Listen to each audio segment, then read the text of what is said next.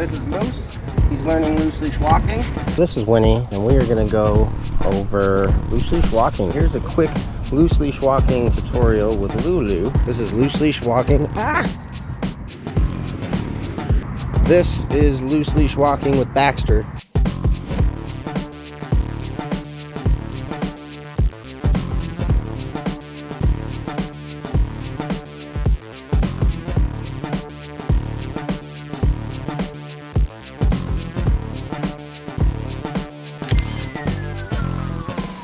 I have to, one, make sure I'm not reinforcing pulling by letting there be a tight leash when he gets to something good, whether that be a smell, a person, a dog, whatever it is.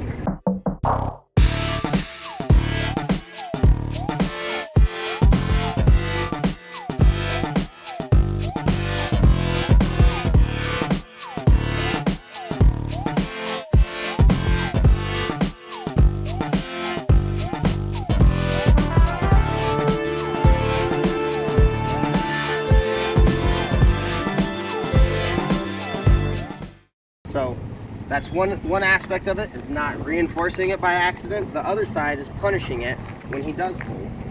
How we're gonna punish it is with active pressure like that. I'm not yanking or pulling back on him. I'm pulsating this leash. I'm making it annoying to where it's going in and out really quick, but I'm not using a bunch of force or strength, and I'm not yanking him around. Right after those tugs, you create slack in the leash so that it's not a tug-of-war battle back and forth. You basically do small little leash tugs, and then you give him space in the leash to try again, basically. Pop, pop, slack. Good. Pop, pop, slack. Pop, pop, pop, slack. Pop, pop, slack. Good.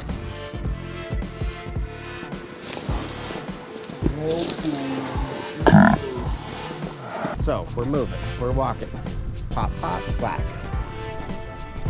Pop, pop, slack. Pop, pop, slack. Pop, pop, slack. Pop, pop. Good. So I'm going to switch over to a different leash now that we can see that this isn't working, that it's not getting through to him, and he's just still so wired up and not in tune with me at all. So instead of increasing my corrections, I'm going to change the collar. Winnie, let's go.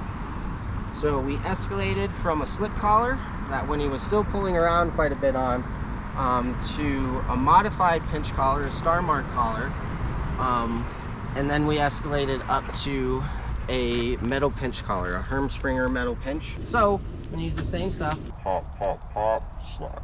So leave it. Good boy. Yeah. So loose leash now. He's doing great. He can walk over. He can smell stuff. He just can't pull me through it. Hey, bud. Good boy. Pop, pop, slack. Good. Good boy. And this is a way more pleasant walk than when we just grabbed him from the apartment. Good boy. Yay. Good job, buddy. Good. All right. The point of it is not to continue using it. The point of it is for the dog to go, I didn't like that. I'm going to try to avoid that. And as long as I'm consistent about when that pressure is coming on, they're going to learn. And then they're going to have a nice loop in this leash, a nice loose leash while walking. Let's go. Woo, good dog. That was an example of an informal recall. Informal recall means that we're migrating together. I'm moving, he has to come with me. So instead of facing him and rewarding him and backing away from him, I walk where I want to walk, and I tell him, let's go. I'm not yanking or pulling him anywhere. I'm moving my feet, and he has to keep up with me because he's on leash. Let's go.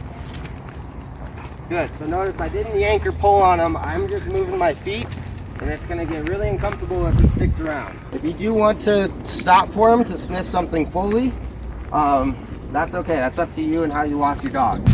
Let's go. Let's go. Yeah, good job. Pop, pop, slack. Good. Lulu. Wait. Good. Good girl. Smart lady. Okay, stay. Let's check. Good girl. This is why obedience is so important for all dogs. Let's go. Woo, come on, come on, come on. Good girl. She's still in a loose leash. So loose leash walking should also be supplemented with heel. Heel is such an important behavior to learn so that your dog knows that you're in charge of the direction of what's happening during this walk. Heel. Good. Good girl. Yes. Woohoo, Lulu's. The Lululemon, come on. So he's been walking in the heel position for a while, and he's also getting a little bit tired. So to transition from heel to loose leash walk, I tell him free, and I step behind him, and I walk into him, so he gets out in front of me. You're free. Good boy. Good job, bud.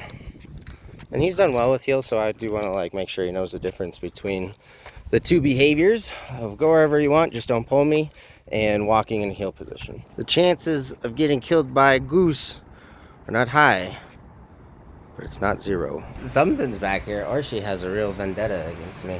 Oh shit! Oh shit! Let's go, bud. Oh, there was a thing over there. Yeah. Oh, come on, bud. Sorry. Oh my god, that was the scariest thing of my lifetime.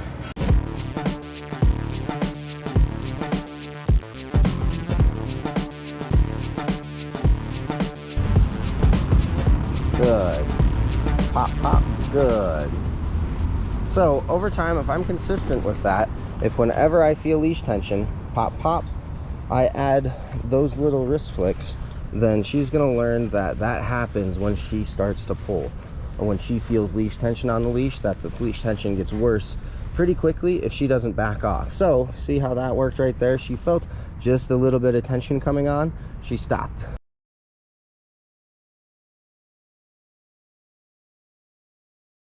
So that's what we're aiming for, is for a dog to pay attention to this leash and know how to avoid active pressure, those pulsates on the leash. So he's allowed to go wherever he wants as long as he doesn't create tension in the leash. If he adds tension for more than a second, 1 second, pop, pop. Good. 1 second, pop, pop.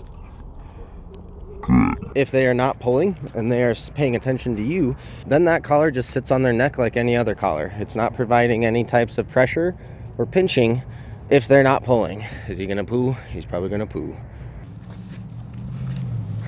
You're gonna poop up there? Jesus, bro.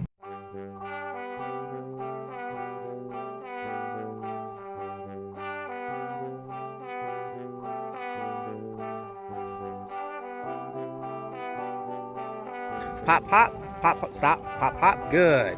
Now walk forward. Loose leash. Yeah, and he can meet me with a loose leash. That was perfect. Good.